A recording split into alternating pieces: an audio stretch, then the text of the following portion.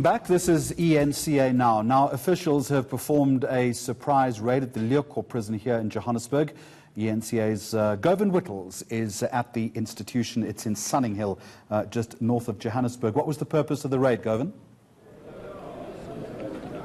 Well, the purpose of the raid was to find some contraband, make sure that the prisoners or the inmates don't have any dangerous weapons so that they could foil any plans to attack each other over the festive period. That is traditionally the most dangerous time of the year at the Department of Correctional Services centers across the country, and what we're currently witnessing is part of Operation Vala. It was launched on the 3rd of December and it's a festive season operation. Traditionally, that's when they have the most escape attempts, but since this operation was launched, there haven't been any escapes over the festive season. And as you can see behind me, Jeremy, this is some of the contraband that was found. It ranges from books with pictures of Kim Kardashian to what looks like a boat for arts and crafts to cell phones, which are usually found during these raids. And then some of the other items that they found today, which are abnormal, include a prison warder's uniform, as well as some fermented bread, which the inmates had attempted to use to make umbote over the Christmas period,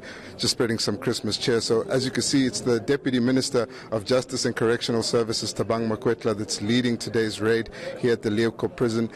This is also the place where Radovan Krejcir had been held for quite some time. He had since been moved, but we had gone to see his private cell in the special care unit. And as you see behind me, the Deputy Minister is going to inspect some of the contraband.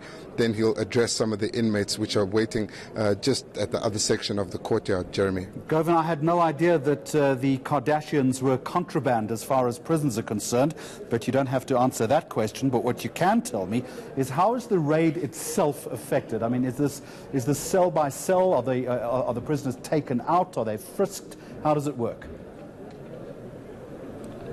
Yeah, so basically it does happen cell by cell. The emergency security team, which conducts these raids, comes into the courtyard, and cell by cell they go inside. They order the inmates to come outside and sit on their haunches with their hands at the back of their heads, looking down in pairs, and they do that in a line outside the cell. Then the emergency security team makes their way into the cell and conduct the searches. They do everything from removing the linen on the bedding to checking if there are any cell phones in bottles of mayonnaise, which are allowed here at the correctional centers. But as soon as they find something on the inmate's bed or at the inmate's locker, they then call that inmate back into the cell, ask them to explain exactly where it came from and what happened, and then they lodge an official complaint. So for every piece of contraband that you see behind me here, that is formally investigated, and a formal investigation is launched by the Department of Correctional Services. Of course, the punishment for this is that you could be moved either to solitary confinement or to the special care unit,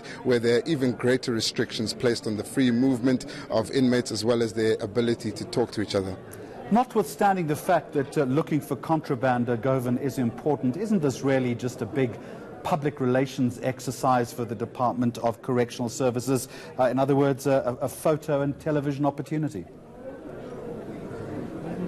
It is indeed, and they've actually managed to get a lot of coverage from this, and I think most of all it's showing the skills or effectiveness of the emergency security team.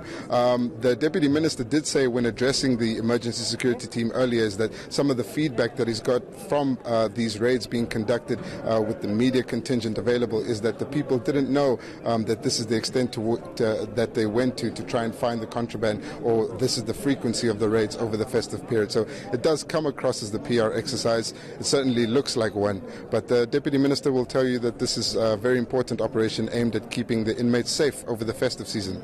Have you had a chance to talk to any of the inmates themselves about this? Were you allowed? Yeah, I did. We just have brief conversations with each other. Most of them ask the journalists for their cell phone number, trying to get some contact details of people on the outside, or try to pass messages. But they're obviously very unhappy about this.